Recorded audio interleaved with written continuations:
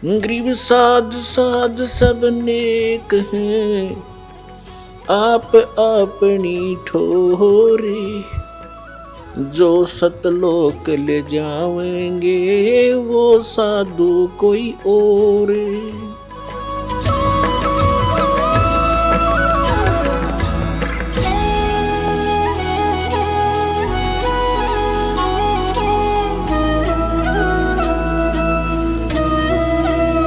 यहाँ से पीछा छुटाने के लिए इन बकवादों से उल्टा हटना पड़ेगा। कोठी बना लूं, फैक्ट्री ला लूं, यूं कर दूं, फलान कर दूं, ये नहीं। परमात्मा ने जो भक्ति करनी है तो भगत की तरह रहना पड़ेगा, बुराइयों से भी बचना होगा और एक बहुत ही साधु भाव में रहना पड़ेगा, किसी की आत्मा नहीं दुखावे। ठीक है, आपको धीरे धीरे सेट होने में टाइम लगेगा। जैसा भी जिसका व्यवसाय है अब वर्तमान में, उसमें एक साधुता लाओ। जैसे कोई मजदूर है, सेवा कर रहा है किसी के, और भगत हो गया तो वो तन मन धन से सेवा करे उस मालिक के उसमें, क्योंकि वहां से उसने रोटी मिल रही है। और फिर परमात्मा ऐसी प्रेरणा करेगा उस मालिक के अंदर, देख भगत आदमी होते ऐसा हो भाई।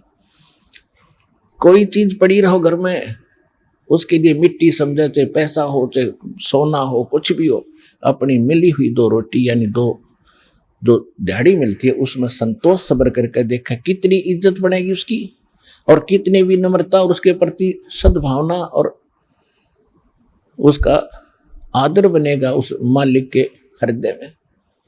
इसी प्रकार अगर आप मालिक हैं, भगत हैं, आपके यहाँ कोई सेवादार सेवा करता है, उनको अपने बच्चों की तरह समझे, उनको भगवान के बच्चे समझे। वो बालक सेवा कर रहे हैं, भगवान के बच्चे हैं, उनको प्यार दे और उनके साथ कोई ऐसा गलत बर्ताव नहीं करे।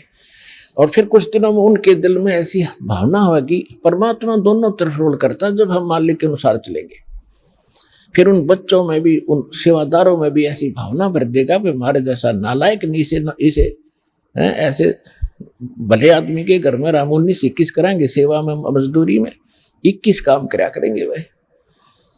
तो इस तरह कितना अच्छा माहौल बनेगा। और हम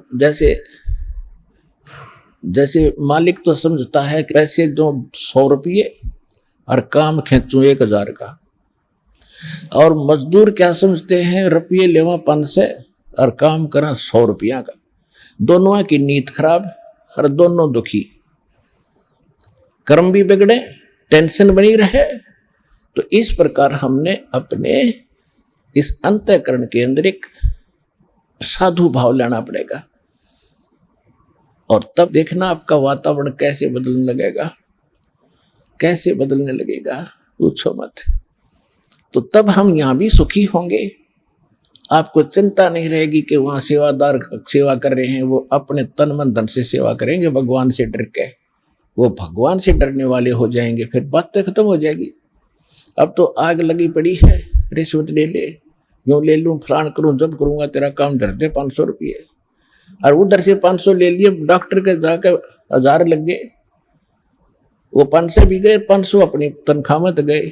अरे वो पाप कर्म जो कह दो धरे के धराए रहेंगे, फिर गधा बनकर पूरे करेगा जिससे रिश्वत ली है। तो इसी विघ्न में पैर दो मत, ये भगवान बताना चाहते। और जब आपको ये ज्ञान होगा ना, जहर दिखाई देगा आपको, और जब आप नेक नीति से चलोगे तो पूछो मत। अब दास बहुत देखता है, एक छोटा सा बच्चा ने बोला जी 55 रुपये पाए मैंने पड़े। वो घर पे लाया, घर वाले बोले ना बेटा हमने नीचे धर दे, अपना दान पात्र में डाल दिए, इस विषय हम नहीं खाएंगे।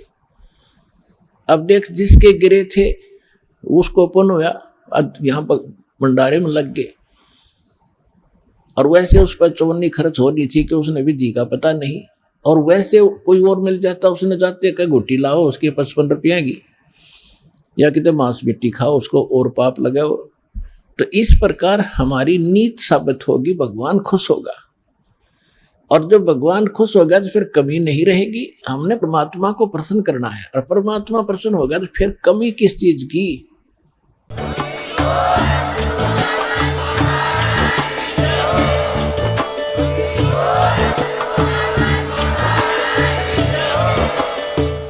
रहे थे जगत गुरु तत्वदर्शी संत रामपाल जी महाराज जी के मंगल प्रवचन। अधिक जानकारी के लिए विजिट कीजिए हमारी वेबसाइट www.jagatgururampalji.org। संत रामपाल जी महाराज जी के शुभ आशीर्वाद से पूरे विश्व भर में 500 से भी ज्यादा नाम दीक्षा केंद्र हैं, जिन पर संत रामपाल जी महाराज जी द्वारा ऑनलाइन निशुल्क नाम दीक्षा दी जा रही है। अपने नजदीकी नाम दीक्षा केंद्र का पता करने के लिए संपर्क करें 8222880541।